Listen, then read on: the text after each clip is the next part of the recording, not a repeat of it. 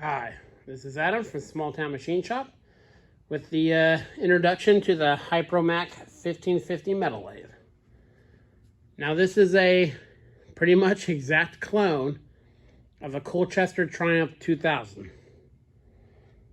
A couple of my subscribers pointed that out, and I have a buddy that has one, and it's very familiar.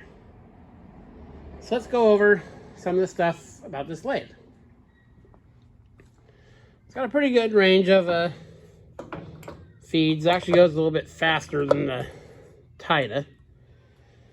It'll cut a large amount of Whitworth threads, which I've never had to cut.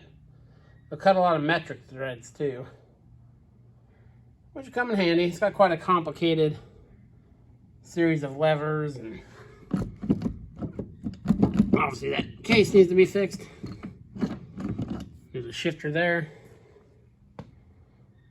So yeah, it's all good. It's got the same spindle as the Tita. I like these spindles, D16 or whatever. It is a gap bed lathe. You can kind of see where the split line is. Came with a micrometer stop. And it's really cool. It's got detents, like 5-spot carriage stop. It's really nice. That'll come in handy. Here's the apron's nice. It's got a manual oiler. This obviously needs to be addressed. From the factory, it did not come with a spring to hold this engaged. And this should be full oil, and it's loose. And the oil ended up down there. So we'll obviously address that. This is your feed engagement and left or right. I like having that on the carriage rather than on the headstock. It doesn't have a lot of wear to it. It'll just barely catch a fingernail. And a quick tip on that, see how wore your bed is. Check it up here when most of the work is done. Then check it back here. That tailstock's nice. It has a cam action on both of them. The quill reads in inches and metric. It does have a taper attachment, which is nice. I do turn tapers on small engine cranks to adapt them to generators and welders and such.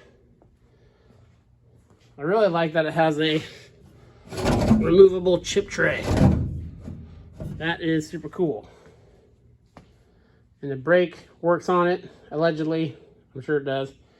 And the on-off there works. Now this lathe does have a broken gear in the feed somewhere. And a good tip on a gearhead lathe of unknown quantity. If you did not see this lathe run, like plugged in, running, ran through all the gears, before you start it up, pop the cover off, run it through all the gears, spinning the chuck by hand, make sure everything moves freely, and make sure there's nothing sitting at the bottom of the oil sump. So I've had a buddy that had a very unfortunate incident with that. So make sure everything works. You know, run it through all the gears there, all the positions, make sure there's no binding, look for broken teeth, all that before you run it.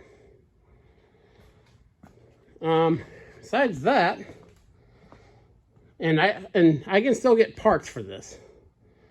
The gear, I'll probably just order a gear then modify it to fit this. But there are parts available, so it's kind of an added bonus. Again, it's 15 by 50, so it's one size larger than the Tita. And will pretty much make the Tita redundant once it's 100% good to go. So I do have a plan for that. So yeah, this will be a good machine. I'm going to hop on this quick. Probably the next day or so, I'll take you along when I take the cover off and look through to see what's broken down there. And I'll also bring you along for trying to address this, because we got to fix that handle. I do not like that one bit. So yeah, quick little intro to the Hipromac 1550. It'll be a very nice addition to the shop, and I'm glad to have it. This is Adam from Small Town Machine Shop. Please comment, like, and subscribe, and thanks for watching.